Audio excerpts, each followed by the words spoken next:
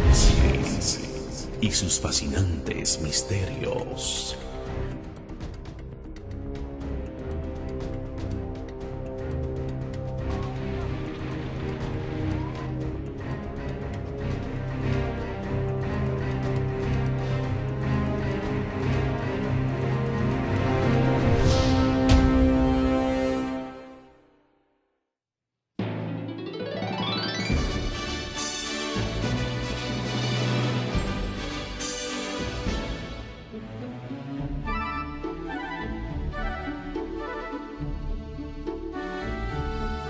¿Qué te está pasando hoy? Que te veo desanimado y te agobia la tristeza y la desesperación. Veo tu fe desfallecer por cosas que suelen suceder. Ya no eres el de ayer, te veo retroceder porque buscas otros rumbos para ver la solución.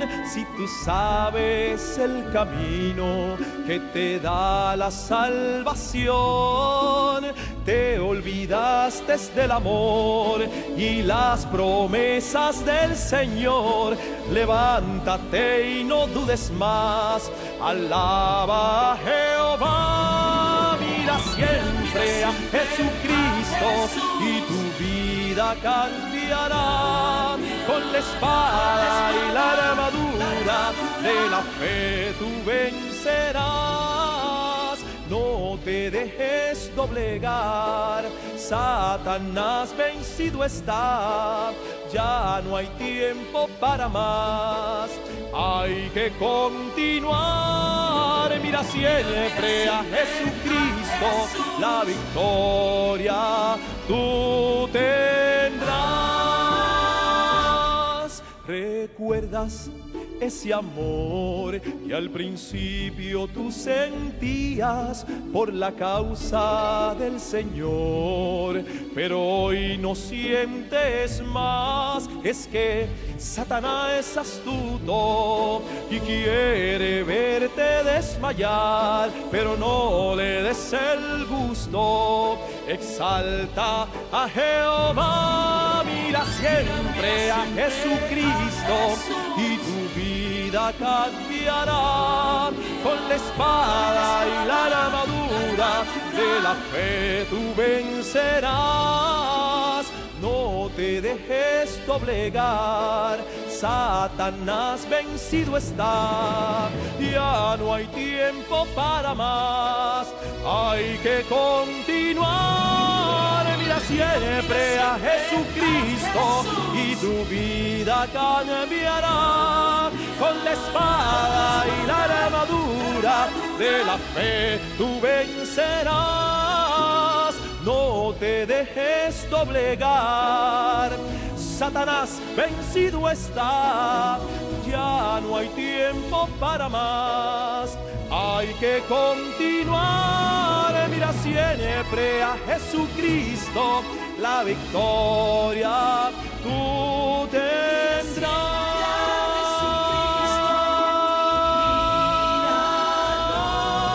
Mira siempre a Jesucristo, la victoria tú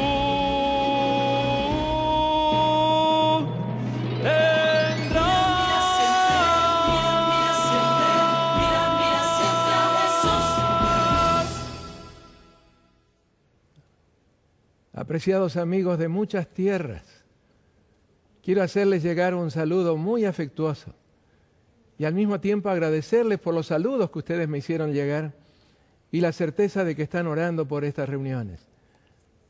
Es una gran responsabilidad la que tengo. Siento el peso de la misma y por eso quiero agradecerles una vez más por las oraciones. Yo también estoy orando por ustedes. ¿Han visto ustedes cuál es el tema general que vamos a desarrollar con la ayuda del Señor durante estas 9 noches o 9 días? El Apocalipsis y sus fascinantes misterios. Y usted me dice, ¿hay misterios en el Apocalipsis? La verdad que sí los hay. Por ejemplo, en el capítulo 1 ya encontramos el primero de los misterios, pero se van a dar cuenta ustedes apenas lo lea que el misterio queda contestado, el misterio queda resuelto. Aquí lo tengo en Apocalipsis capítulo 1, donde el Señor Jesús dice lo siguiente en el versículo 20. El misterio de las 7 estrellas que has visto en mi diestra y de los 7 candeleros de oro. Las 7 estrellas son los ángeles de las 7 iglesias y los 7 candeleros que has visto son las 7 iglesias. Resuelto el misterio. Hay otro misterio que se menciona en el capítulo 17. La verdad es que son 2 misterios. No lo voy a explicar ahora, pero cuando llegue su momento probablemente lo vamos a hacer. Dice en el versículo 1, capítulo 17 del Apocalipsis, el verso 1. Vino entonces uno de los 7 ángeles que tenían las 7 copas y habló conmigo diciéndome, ven aquí y te mostraré la sentencia contra la gran ramera, la que está sentada sobre muchas aguas. Y entonces leo en el verso 5, y en su frente un nombre escrito, un misterio. Babilonia la grande, la madre de las rameras y de las abominaciones de la tierra. Y la forma en que el ángel le explica la sentencia que habrá de caer sobre este poder simbólico deja muy asombrado a San Juan, porque dice en el verso 6, vi a la mujer ebria de la sangre de los santos y de la sangre de los mártires de Jesús, y cuando la vi quedé asombrado con gran asombro. Y el ángel me dijo, ¿por qué te asombras? Yo te diré el misterio de la mujer y de la bestia que la trae, la cual tiene las 7 cabezas y los 10 cuernos. ¿Qué quiere decir misterio? ¿Cuál es el origen etimológico de esta palabra? Viene del verbo mueo, del griego, por supuesto, que quiere decir tener los ojos cerrados. Pero en el Apocalipsis, y así también en las epístolas del apóstol San Pablo, cada vez que se da o se menciona la palabra misterio, se abren, por así decirlo, los ojos a través de la revelación. Y ese es precisamente el título del Apocalipsis, un término griego que significa quitar algo que cubría alguna cosa, o sencillamente hacer que la persona pueda abrir sus ojos y ver lo que naturalmente no podría ver. Apocalipsis significa revelación. Hay aquí a mi espalda, en esta hermosa decoración que se ha hecho, un ojo que se entreabre. Yo no sabía que lo iban a colocar allí, pero muy oportuno, porque misterio en el Apocalipsis y en los escritos de San Pablo no significa algo que nunca se va a entender, sino que a través de la revelación de Dios se alcanza a entender y a comprender lo que de otra manera no podría comprenderse. Este mismo tema o esta misma serie podría haberse titulado Los mensajes de esperanza en el Apocalipsis. Pero usted me dice, es difícil conciliar Apocalipsis con esperanza, con la certeza de que alguna cosa va a ser mejor, porque hay muchas dificultades en comprender lo que aparece allí en el Apocalipsis. Pero déjenme decirles que el Apocalipsis es un libro de esperanza. Las promesas que contiene son realmente maravillosas. Es cierto que tiene que describir algunos de los abismos de maldad y de corrupción de la raza humana, pero precisamente para destacar el porqué de la intervención de Dios y el porqué del ofrecimiento de salvación que aparece tantas veces en sus páginas. Por darles un ejemplo de lo que significa esa esperanza en el Apocalipsis, vamos a ir al capítulo 21, palabras que son muy conocidas y que llenan el corazón de esperanza. Aquí están, empezando en el versículo 1. Vi un cielo nuevo y una tierra nueva, porque el primer cielo y la primera tierra pasaron y el mar ya no existía más. Y yo, Juan, vi la santa ciudad, la nueva Jerusalén, descender del cielo de Dios, dispuesta como una esposa ataviada para su marido. Y escuchen cómo sigue. Y oí una gran voz del cielo que decía, he aquí el tabernáculo de Dios con los hombres, y Él morará con ellos, y ellos serán su pueblo, y Dios mismo estará con ellos como su Dios. Y si damos vuelta a la página en el capítulo 22, el verso 4, una frase muy significativa: y verán su rostro y su nombre estará en sus frentes. Sí, veremos el rostro de Dios y su carácter, porque eso es lo que significa tener el nombre de Dios en nuestras frentes, tenerlos en nuestros lóbulos frontales, lo que está justamente detrás de este hueso frontal, es allí donde está nuestro carácter. Allí está la esencia de nuestro ser, nuestra forma de pensar, nuestra forma de sentir, nuestra forma de actuar. Todo está en esos lóbulos frontales y allí se va a colocar, se está colocando por obra del Espíritu Santo la impronta, la reproducción del carácter de Jesucristo en nosotros. Así que podemos, a pesar de la mala fama que se le ha dado al Apocalipsis, podemos encontrar muchos mensajes de esperanza en sus páginas. Ustedes lo saben muy bien. Hablar de algo muy destructivo generalmente aparece en los medios de publicación con el adjetivo de apocalíptico, un desastre apocalíptico, alguna calamidad apocalíptica. Pero no es ese el significado del término apocalipsis, es revelación, vuelvo a decirles, algo que nosotros a través de nuestros poderes mentales jamás podríamos haber descubierto y que el Señor en su gran condescendencia lo ha revelado en las páginas de los libros sagrados, especialmente los libros proféticos, Daniel, que es la primera parte, y Apocalipsis, por supuesto, que es la segunda parte. En la última parte del año 2007, en Roma, en el Vaticano, se realizó una exposición y el título de esa exposición fue Apocalipsis, la última revelación. El que organizó todo fue un señor de nombre Alessio Gueretti, y cuando fue entrevistado por los periodistas, preguntando, pero ¿por qué se presenta algo así, que lejos de traer esperanza nos angustia, nos preocupa, nos llena de pánico? Me llamó mucho la atención la respuesta que dio este hombre. El Apocalipsis no es un libro de catástrofes, es el libro de la esperanza. Y la pregunta, por supuesto, es si hay fundamento para la esperanza. Porque lo que vemos alrededor, toda clase de señales, toda clase de acontecimientos, de calamidades, de guerras, de luchas, parecen indicar que no es realista pensar en que hay alguna esperanza. Y sin embargo, vuelvo a repetir, esa esperanza está allí. Porque el futuro que Dios nos revela es muy distinto de lo que estamos viendo ahora. Ese futuro va a desembocar en el restablecimiento de la eternidad, aquí sobre este planeta cuando llegue el momento de Dios. Hoy abundan como nunca antes toda clase de adivinos, agoreros, arúspices, adivinos, astrólogos, o como quiera llamárselos, pretendidos predicadores de esperanza. Y sin embargo lo que nos dicen, en el mejor de los casos, es ambiguo, no alcanza a convencernos y nunca se cumple. O si se cumple es realmente por una mera casualidad. ¿Cómo podríamos creerles cuando fallan tan miserablemente en sus predicciones? Y lo mismo tal vez podríamos preguntarnos en relación con el Apocalipsis. Bien, a pesar de todo, de corazón seguimos anhelando conocer el futuro, pero ¿a qué fuente acudir para tener la certeza de que ese futuro glorioso que tanto anhelamos, tan distinto del de ahora, realmente se va a cumplir? Démosle la oportunidad a Dios.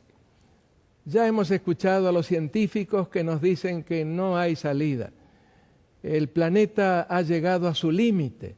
Es cuestión de tiempo solamente y la superpoblación, el hambre, las calamidades naturales, las guerras, la violencia, el crimen, la inseguridad, van siempre en aumento. ¿Cómo podemos entonces pensar que puede haber esperanza? Bien, vuelvo a decirles, el Señor todavía sigue en control.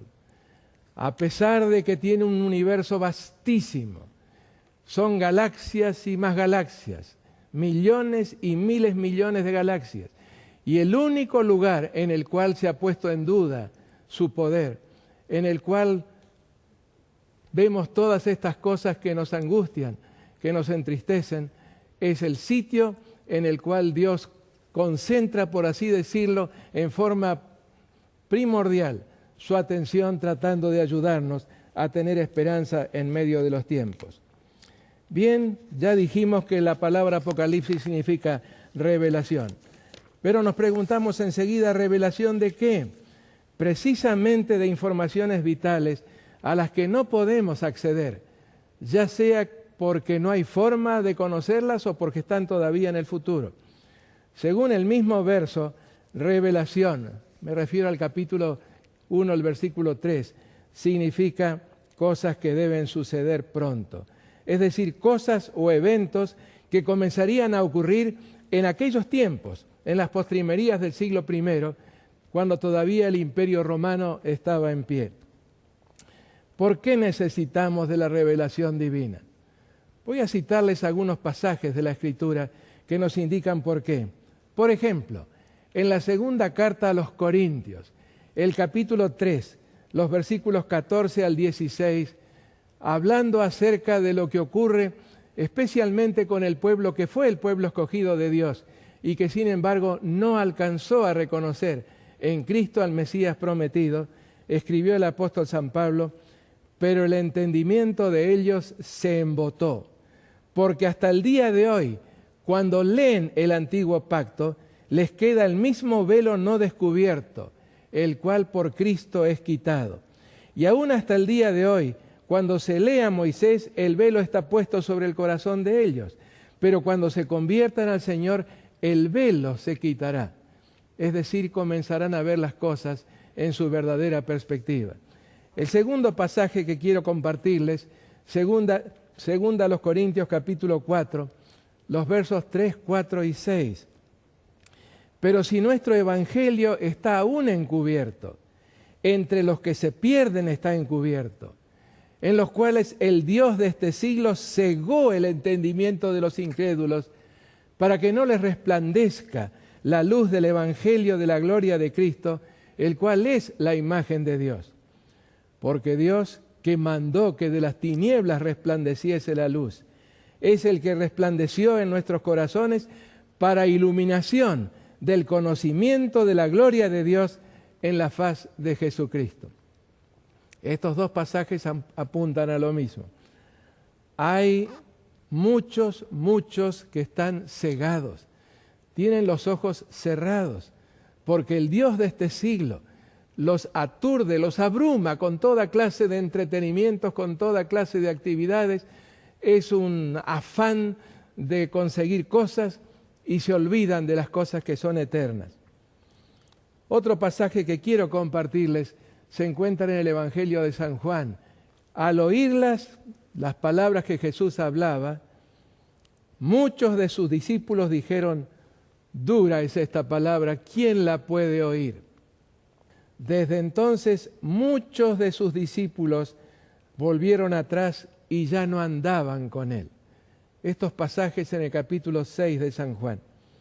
Y en el capítulo 7, porque ni aun sus hermanos creían en él. Y menciona, terminando el relato, cada uno se fue a su casa. Es decir, prefirieron seguir en el estado en que se encontraban sin recibir esa bendición que Dios les quería dar a través de la revelación. Un texto más en 1 Corintios, capítulo 2, los versículos 12 al 14. Y nosotros no hemos recibido el espíritu del mundo, sino el espíritu que proviene de Dios, para que sepamos lo que Dios nos ha concedido, lo cual también hablamos no con palabras enseñadas por sabiduría humana, sino con las que enseña el Espíritu, acomodando lo espiritual a lo espiritual. Pero el hombre natural no percibe las cosas que son del Espíritu de Dios, porque para él son locura y no las puede entender porque se han de discernir espiritualmente. Uno es el discernimiento natural, que trabaja con las cosas visibles, con las cosas con las cuales podemos experimentar. Pero otra es la percepción espiritual, que es obra del Espíritu Santo. cuando permitimos que nos abra los ojos. Y entonces tenemos el discernimiento espiritual que nos ayuda a entender las cosas espirituales. Desde muy temprano hubo hombres de Dios que llamaron la atención a las profecías. Tal vez el que más me impresiona es Salomón, escribiendo en Proverbios el capítulo 29 y el verso 18. Escribió: sin profecía el pueblo se desenfrena. ¿Qué quiso decir con esto el sabio Salomón? Que sin la orientación profética, sin la orientación procedente de Dios, podemos perder el rumbo. Nos olvidamos de la razón de nuestra existencia. ¿Para qué estamos en este mundo? Sin profecía el pueblo se desenfrena. Pero termina: mas el que guarda la ley es bienaventurado. No vamos a escuchar interpretaciones proféticas de aquellos que no guardan la ley de Dios. Pero si a través del estudio de la palabra nos manifestamos dispuestos a acatar la voz de Dios y a seguir lo que Él nos dice, entonces tendremos discernimiento espiritual que nos ayudará a entender las cosas espirituales. Tal vez ustedes recordarán, apreciados amigos, lo que aconsejó el rey Josafat allí en el siglo 9 a.C. al pueblo judío, es decir, al reino del sur, el reino de Judá. Tres ejércitos sin ningún tipo de provocación de parte de los judíos se habían complotado para tomar el reino, para destruirlos. El rey no sabía cómo hacerles frente. Revistó sus tropas y por supuesto no eran suficientes para enfrentar esa triple alianza. Y cuando el ejército de todos modos salió por indicación de un profeta enviado por Dios, el rey, parado sobre el muro, les decía a las fuerzas que iban saliendo, a lo que parecía una muerte segura: creed en Jehová vuestro Dios y estaréis seguros. Creed a sus profetas y seréis prosperados. Este texto está en el segundo libro de las Crónicas, el capítulo 20 y el verso 20. Y permítanme repetirlo, porque el Apocalipsis nos habla de una triple alianza que está en formación y que va a ser causa de mucho sufrimiento sobre este planeta, especialmente para el pueblo de Dios. Esas palabras de Josafat nos llegan a través de los siglos, diciéndonos: creed en Jehová vuestro Dios y estaréis seguros. Creed en sus profetas y seréis prosperados. El profeta Amós dejó consignadas en el capítulo 3, el versículo 7, estas palabras: porque no hará nada Jehová el Señor sin que revele su secreto a sus siervos los profetas. Por supuesto, no está hablando de las cosas que Dios hace en el universo, pero en las que tienen que ver con este planeta y especialmente con su pueblo, Amós nos dice: Dios no hará nada sin que revele su secreto a sus siervos los profetas. Y lo que tenemos en la palabra de Dios son precisamente las revelaciones de esos secretos, de ese conocimiento que Dios quiere que tengamos para hacer frente exitosamente a los problemas y las dificultades que habrán de sobrevenir. Otro profeta de los menores, Oseas en este caso, en el capítulo 12 y el verso 13, nos da esta seguridad: y por un profeta Jehová hizo subir a Israel de Egipto, y por un profeta fue guardado. Nosotros somos el pueblo de Dios hoy, aquellos que hemos aceptado las providencias de Dios para nuestra salvación. Y se nos da la certeza de que así como Dios dirigió en el pasado a su pueblo mediante profetas, en este caso Moisés, también está dispuesto a seguir brindando la misma protección, la misma seguridad, hasta que lleguemos al puerto deseado a través de las profecías. El día de la resurrección, Jesús se dirigió por el camino que iba de Jerusalén a Emaús al encuentro de dos discípulos. De uno de ellos solamente conocemos el nombre, Cleofas, del otro no conocemos nada, eran dos. iban muy apesadumbrados. Habían estado en Jerusalén, habían presenciado los acontecimientos de la Semana de la Pasión, habían visto a Cristo ser descendido de la cruz y colocado en la tumba nueva, en el sepulcro nuevo de José de Arimatea. Y ahora iban de regreso a su hogar con la idea de que todo se acabó. Pensábamos que Él habría de redimir a Israel, pero todo se acabó. Iban desanimados. Jesús se les acercó y les preguntó, ¿qué están ustedes meditando? ¿Por qué están así tan entristecidos? Y ellos le contestaron sin reconocerlo. Tan ensimismados estaban en sus pensamientos. ¿Eres tú un extraño? ¿Eres tú alguien que no ha estado y no ha visto, no ha oído lo que ha ocurrido? Y Jesús, en vez de darse a conocer en forma inmediata y decirles, pero miren, soy yo, acabo de resucitar. No hizo eso. Nos dice San Lucas en el capítulo 24, los versos 25 al 27, entonces les dijo, oh insensatos y tardos de corazón, para creer todo lo que los profetas han dicho. ¿No era necesario que el Cristo padeciera estas cosas y que entrara en su gloria? Y miren cómo sigue.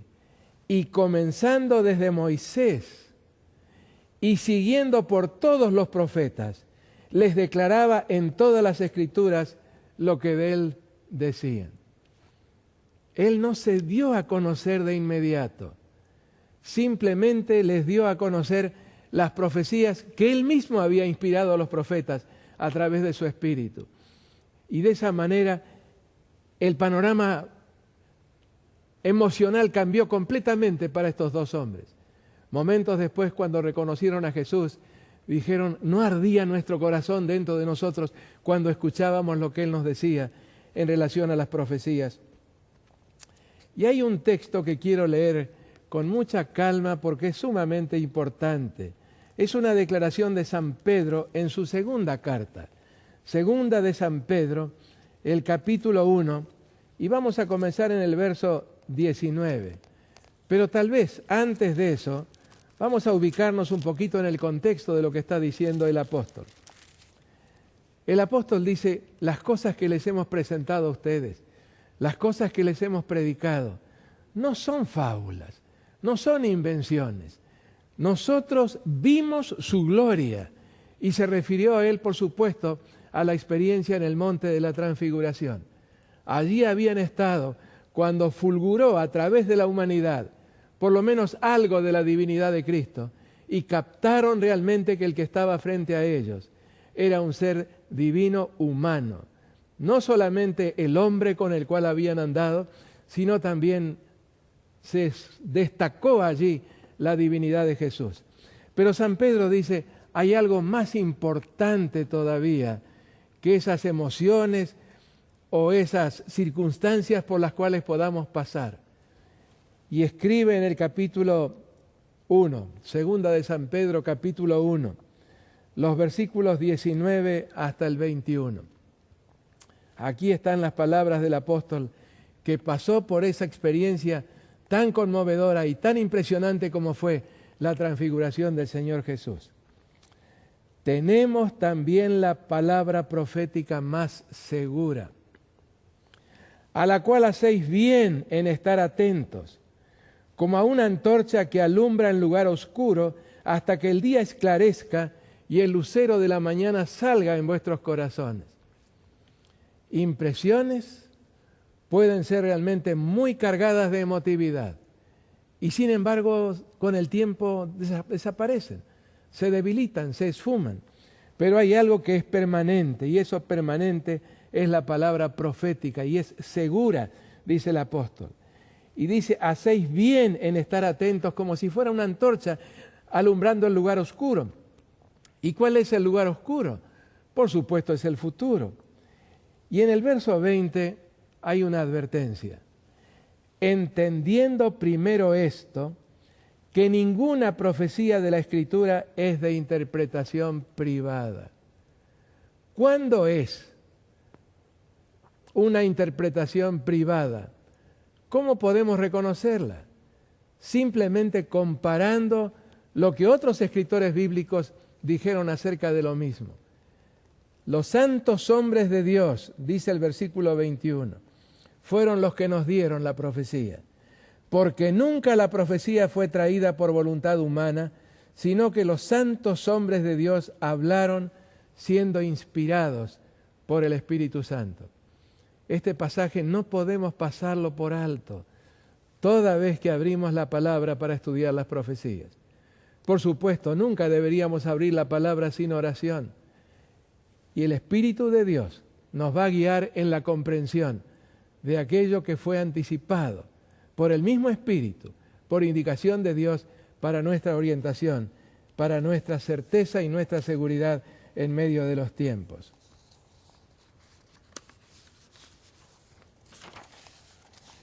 Y hay un texto al cual quiero llamarles la atención. Se encuentra en la profecía de Isaías y que nos revela la forma en que debemos interpretar las Escrituras y especialmente las profecías. Aquí está, Isaías capítulo 28. Y leo en el versículo 13. Estas son palabras que Isaías dirigió por inspiración divina a un pueblo rebelde, a un pueblo que no quería reconocer la conducción divina, la orientación divina. Y les dice en el versículo 13, capítulo 28 de Isaías, el versículo 13, la palabra pues de Jehová les será mandamiento tras mandamiento, mandato sobre mandato, renglón tras renglón, línea sobre línea, un poquito aquí y un poquito allá. Y miren cómo termina, hasta que vayan y caigan de espaldas y sean quebrantados, enlazados y presos.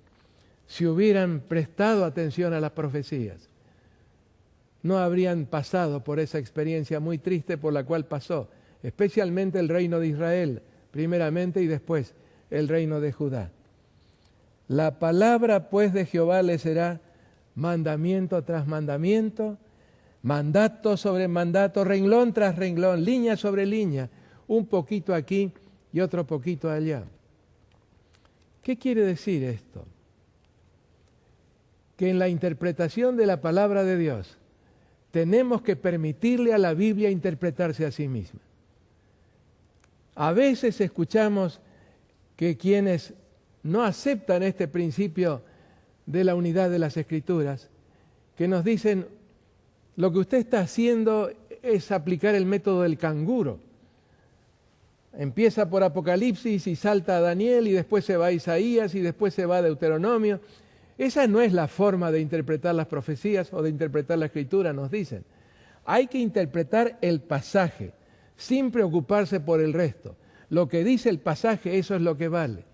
Pero esa no es la forma en que el Señor nos dijo que debemos estudiar su palabra, sino extraer de toda su revelación lo que tiene para decirnos de un tema determinado. Y tal vez conviene que recordemos que la revelación divina es histórica. ¿Qué quiere decir con esto?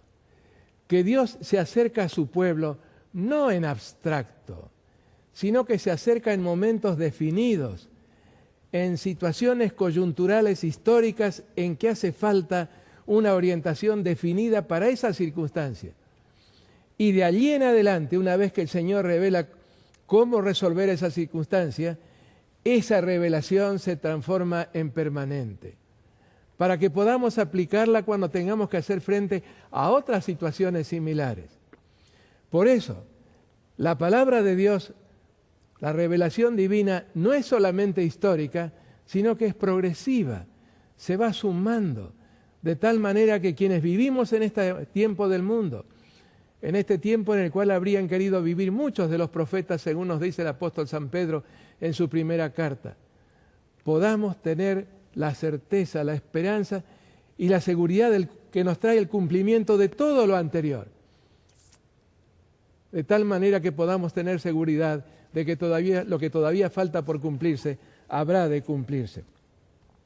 Un versículo más de Isaías y de este mismo capítulo que nos habla de una obra muy extraña que el Señor tendrá que hacer. cuando finalmente ponga fin a esta situación de inseguridad, de pecado, de rebelión y de desconfianza de Dios. Leo en el versículo 21, capítulo 28, en el versículo 21 de Isaías. Porque Jehová se levantará como en el monte Perizim, como en el valle de Gabaón. Situaciones históricas en las que Dios intervino en forma dramática en favor de su pueblo. Se enojará para hacer su obra, su extraña obra, y para hacer su operación, su extraña operación. ¿Y cuál será esa obra extraña que el Señor va a hacer?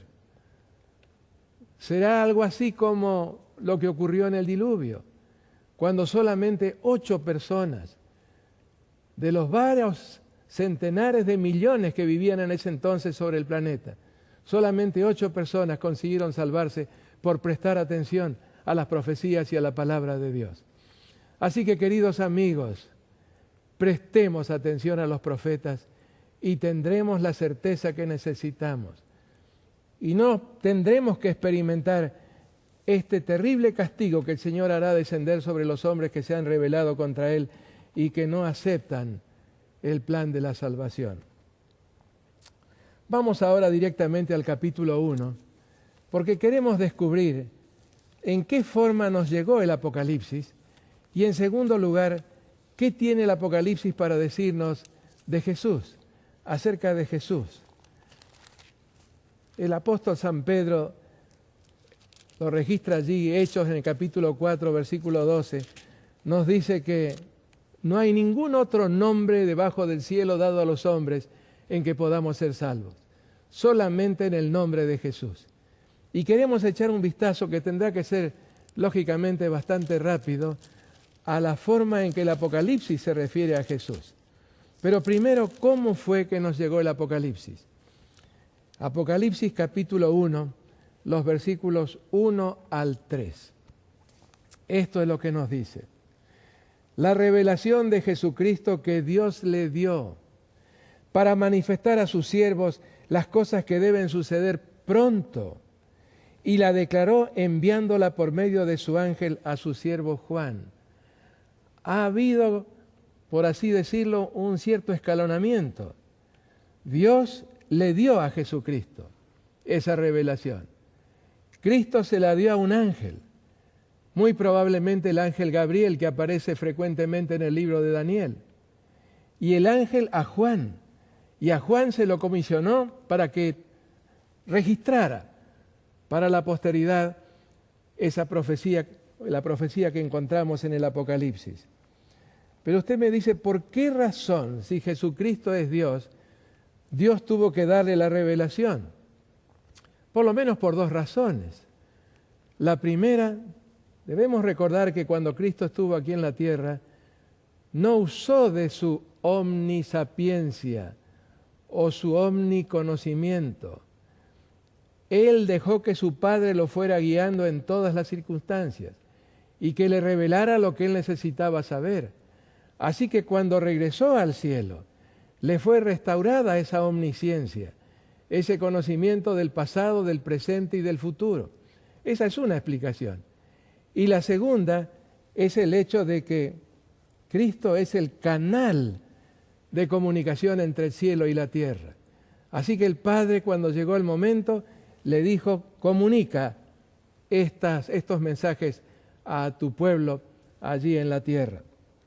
Y dice el versículo 2, acerca de Juan, que ha dado testimonio de la palabra de Dios y del testimonio de Jesucristo y de las cosas que ha visto.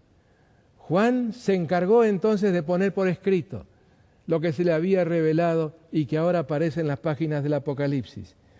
Y en el verso 3 hay una bienaventuranza, la primera de las 7 bienaventuranzas del Apocalipsis, que dice así, bienaventurado el que lee y los que oyen la palabra de esta profecía y guardan las cosas en ella escritas, porque el tiempo está cerca.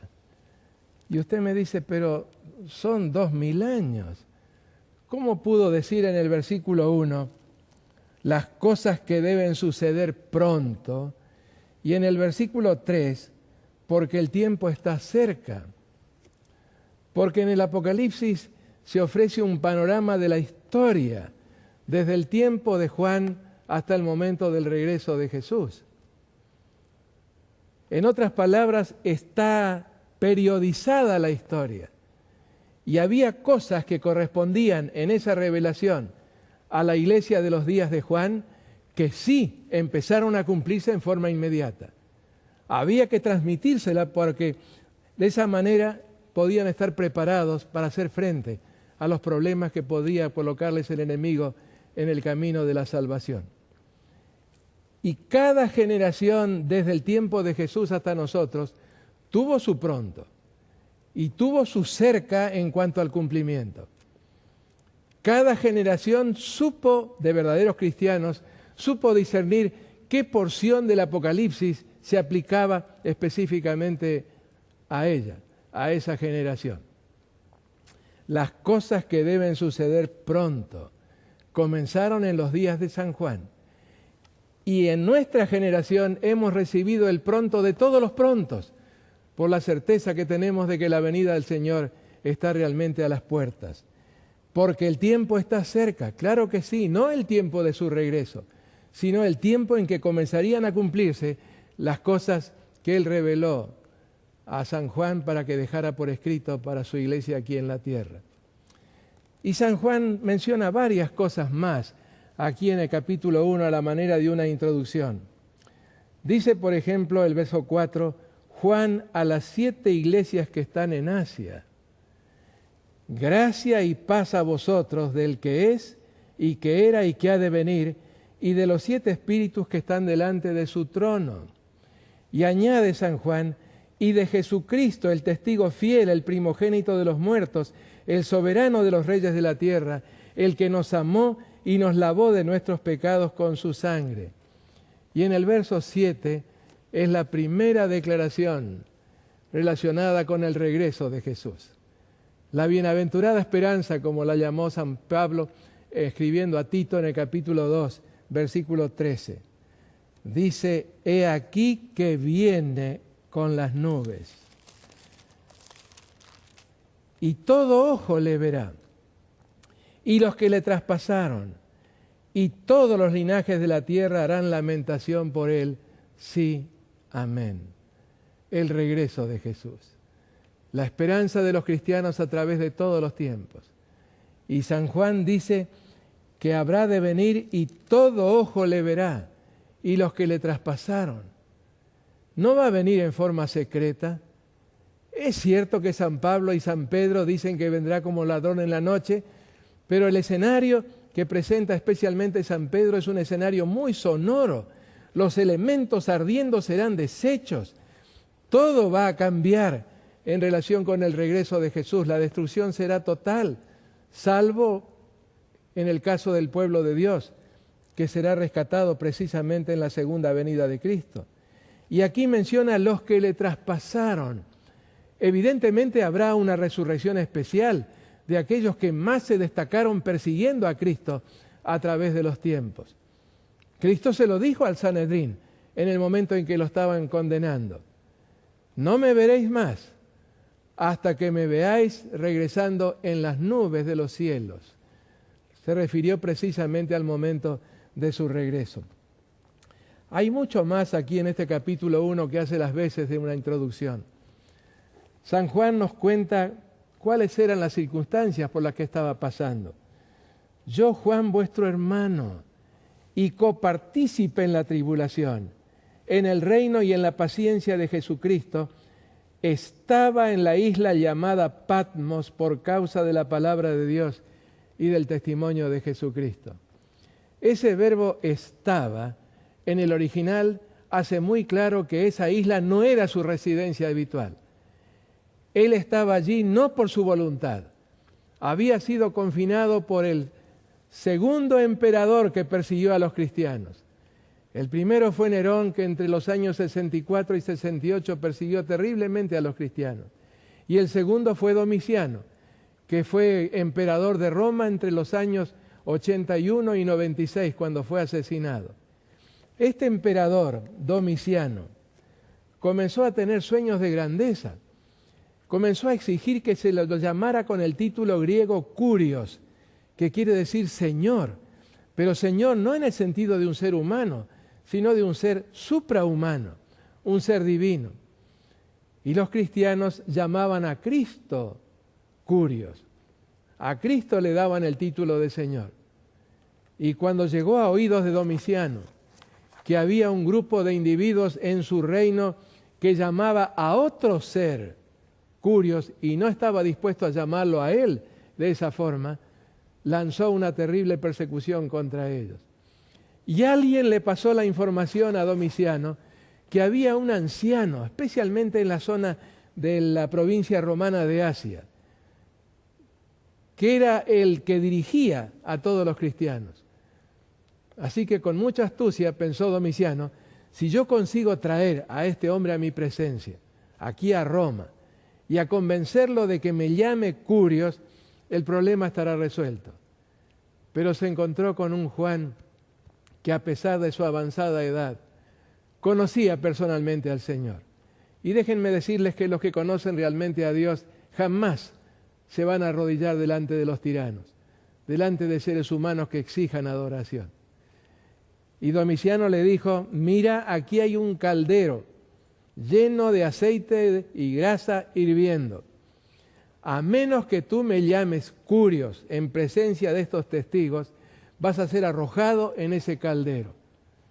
San Juan se mantuvo incólume, no se dejó asustar, no se dejó doblegar y fue arrojado en ese caldero.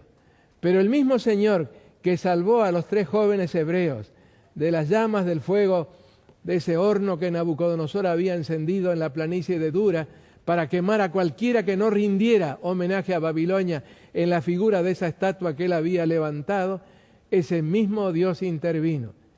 Y a San Juan no le pasó absolutamente nada dentro de ese caldero que estaba ardiendo al máximo.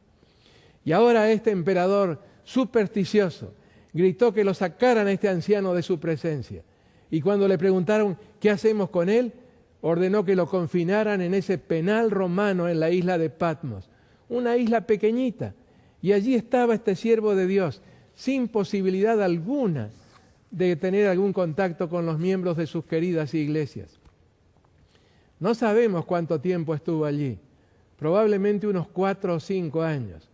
Cuando fue asesinado Domiciano, el emperador Nerva lo sacó de ese exilio y lo volvió otra vez a sus iglesias. Y aquí el mensaje que Dios le da a San Juan es especialmente para las 7 iglesias. Pero volviendo a las circunstancias, leímos recién el versículo 9 donde Juan se identifica. Y fíjense ustedes que no usa ningún título que podría haber utilizado. Podría haberles dicho, yo soy el dirigente de la iglesia cristiana. Él podría haber aludido al hecho de que era un discípulo de Cristo. Podría haber dicho que era el último que sobrevivía de todos los discípulos, que seguramente el Señor tenía un plan especial para él. Se presenta simplemente como yo, Juan, vuestro hermano y copartícipe vuestro en la tribulación. Qué palabra linda es la tribulación. No experimentarla, pero lo que significa y en lo que produce. Tribulación es una palabra que viene del latín, de tribulare. El tribulo era una especie de palo, más que palo, una tabla no demasiado ancha, con la cual se castigaba, se trillaba el trigo al que previamente se había colocado en una bolsa. Es decir, con ese palo se daban golpes sobre la bolsa de tal manera que el grano de trigo se separara de la paja. Y esa palabra se incorporó al lenguaje de los cristianos. Tribulación es experimentar dificultades y problemas que nos acercan a Dios, nos ayudan a vivir una vida cristiana más consecuente, nos purifican de nuestras imperfecciones. Nos llama mucho la atención lo que dice San Juan en el versículo 10, siempre contando las circunstancias. Bueno, en el versículo 9 a mí me llama la atención que él no eche la culpa de su exilio en Patmos a Domiciano. Él podría haber dicho, este infame tirano que está haciendo tanto daño al pueblo de Dios, él es el culpable de que yo esté aquí. pero qué distinta es la forma en que él interpretaba su problema. San Juan dice, copartícipe vuestro de la tribulación en el reino y en la paciencia de Jesucristo. Y en cuanto a por qué estaba allí en Patmos, por causa de la palabra de Dios y el testimonio de Jesucristo. Y ahora nos dice cuándo ocurrió eso. Yo estaba en el Espíritu en el día del Señor y oí detrás de mí una gran voz como de trompeta. Y allí está el mensaje. Yo soy el Alfa y la Omega, el primero y el último. Escribe en un libro lo que ves y envíalo a las 7 iglesias que están en Asia, a Éfeso, Esmirna, Pérgamo, Tiatira, Sardis, Filadelfia y la Odisea. En el día del Señor. ¿Qué día de la semana fue ese? El día en el que San Juan estaba descansando. No estaba cumpliendo sus tareas de trabajo forzados en las minas, en las canteras de esa isla. Y en esas circunstancias el Señor se acercó a él en el día del Señor. Ese día del Señor es el día séptimo, el sábado. Es cierto que más tarde comenzó a darse el nombre de día del Señor a otro día de la semana, pero no podemos llevar hacia atrás el significado posterior que se le dio a la expresión y decir que también en el versículo 10 significa ese día al que el Señor nunca le prestó ni le brindó ninguna santidad. Fue en un sábado cuando Cristo se encontró con su amado discípulo y le dijo, tengo un mensaje para que envíes a las iglesias. Y ustedes pueden imaginarse a San Juan escuchando la voz, reconoció la voz. Es cierto que hacía mucho tiempo que no veía a su Señor desde que su Señor había ascendido, pero dice en el versículo 12, y me di vuelta, me volví para ver la voz que hablaba conmigo, y vuelto vi 7 candeleros de oro. Qué distinto el Señor de la última vez en que él lo había visto.